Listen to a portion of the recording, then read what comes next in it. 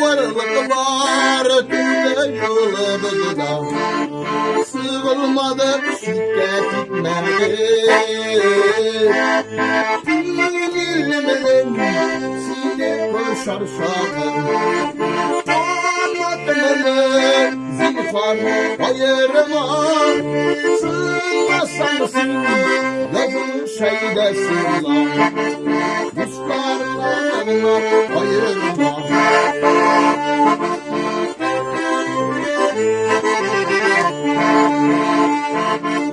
Urman sular, işip abına yıkılar, yürek bulsa kavganı nerede?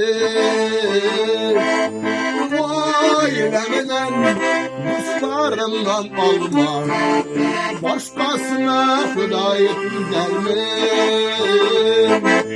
Diliminin seni konuşar şahı, anlatımını zinfar ayırma. Sığmasan sil, yazın şeyden sığma, Ruslarla nığına ayırma.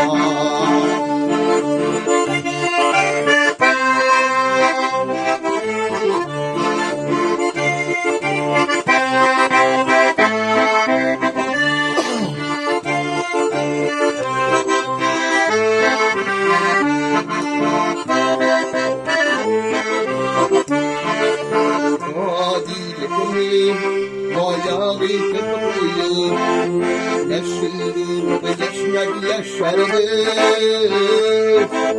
Günler saf, bağlanığa merderde, izgi işlerinde işlerdir. Gelemeyin, seni kırşar şahı, anlatımını zinfar ayırma.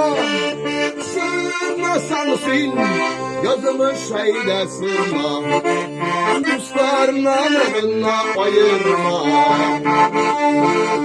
Sığmasan sil, yazımı şeyde sığma, Ruslarla nığına ayırma.